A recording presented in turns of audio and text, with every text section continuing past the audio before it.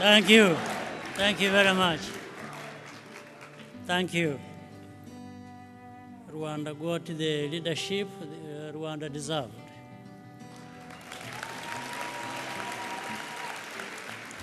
And I'm saying this to remind all of us that nothing works just because of one person, one leader, but things work because of the collective effort. So for Rwanda to deserve, as I said, the leadership they got, it's indeed because Rwanda and Rwandans together have done things that therefore they deserve to be moving in the right direction. So thank you. Our journey has been quite long and trying, difficult, but that's the beauty of it, that we are where we are through those difficulties. We have endured, we have survived. We want to do just as much to be better human beings, to be where we want to be.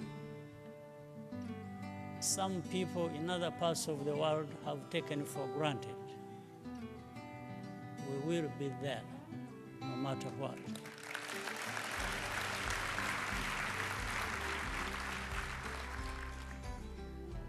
This is what we said from the beginning.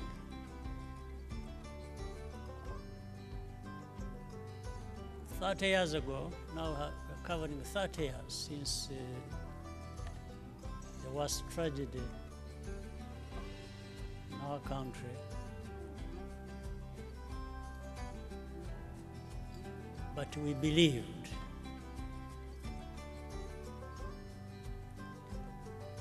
We wanted to live our lives, even so many lost theirs. And we promised ourselves. You know, there is I think people say that lightning does not strike twice in the same place. Doesn't strike same place twice. Maybe. But for me, I want to be on the safe side.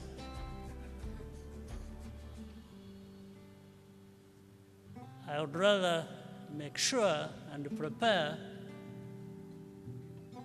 for a situation where Rwanda, that was struck once badly in '94, will not be struck again.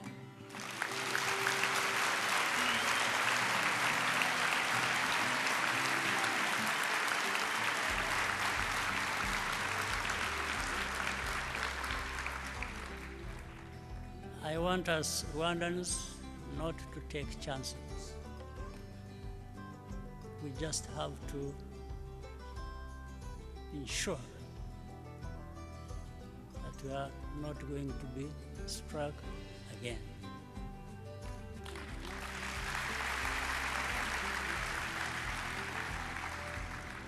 And that is possible. We just have to prepare our defenses, build our capacity, with the lightning, which I was giving the example of,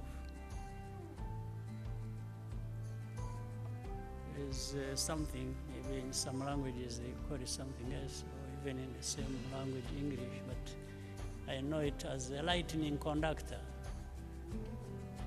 You put it on a house. When the lightning strikes, everything goes down to the earth and leaves the building and the people and things intact in the house, if it was a house. So we have to make sure that we put in place this protective mechanism. And that's going to be by every one of us being prepared and working together to ensure that that does not happen again.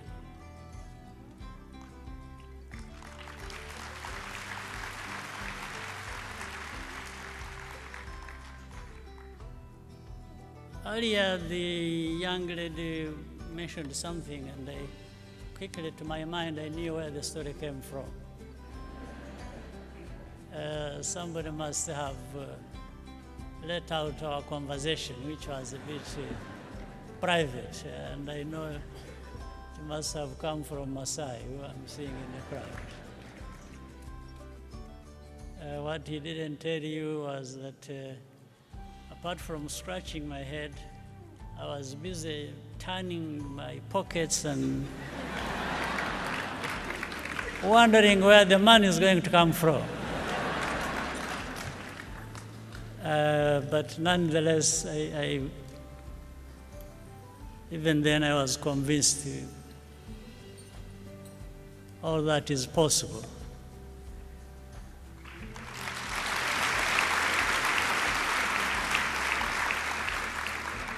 It is possible, it's going to be possible in many other cases because of what I said earlier, just working hard, preparing ourselves, learning lessons from our past and history, building on that, moving ahead into our future, which must be better than our past.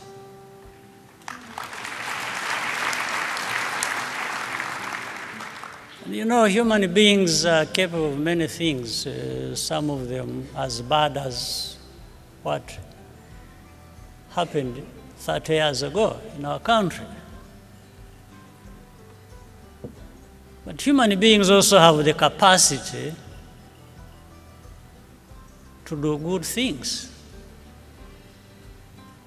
Like Rwandans have repaired what was destroyed, including our lives, and we are much better now than we were 30 years ago.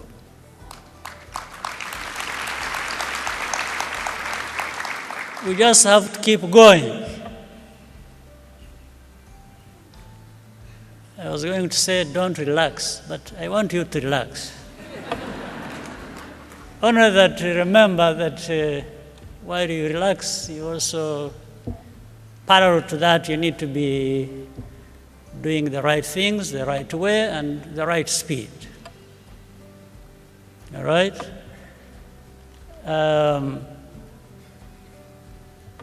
I've also heard people say, if you want to go fast, you go alone. If you want to go and reach far, you have to go together.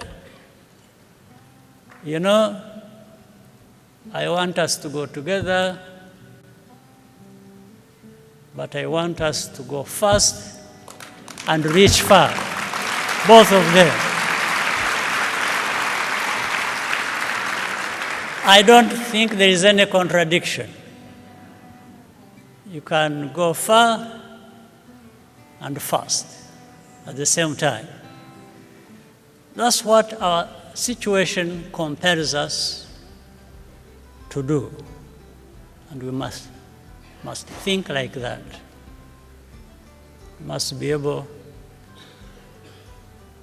to do things and move fast, but we want to go far at the same time. And we really have ourselves either to blame or to thank for succeeding. Nobody else. Don't blame. If Rwandans fail, don't start looking for excuses and say, somebody somewhere, and then you start talking about colonial times, you start talking about, no.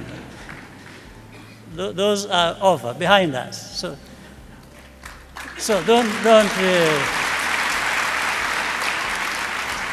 let's not use an excuse. We must, though of course in our region and we see on our continent, we still have a lot of problems to overcome, but they can be overcome. There's no question about it. And we need to keep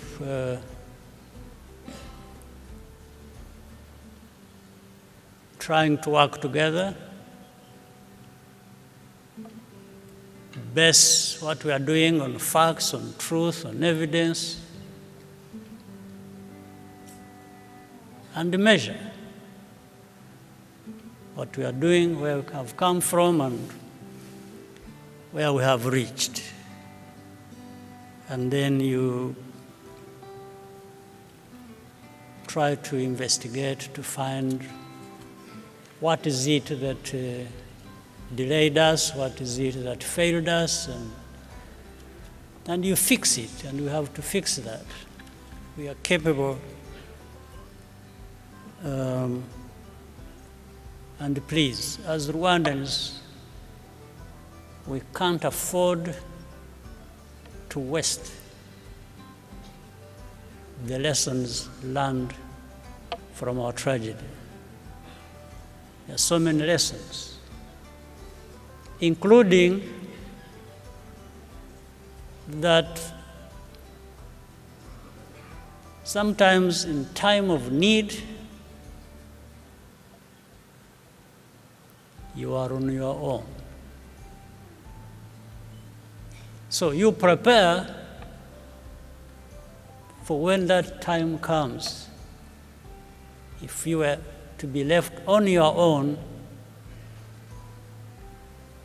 you can still do something and survive and live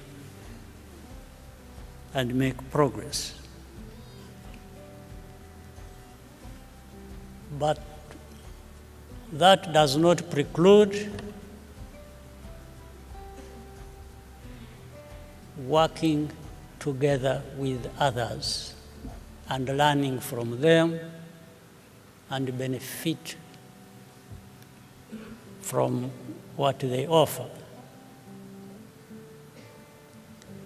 So these are things so for Rwandans who came from different places, and friends of Rwanda whom I mentioned too. The reasons for Rwanda Day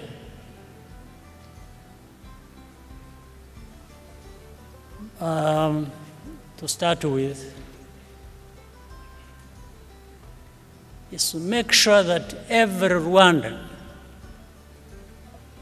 who is outside of Rwanda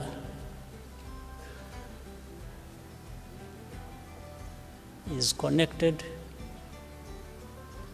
with his or her home wherever they are.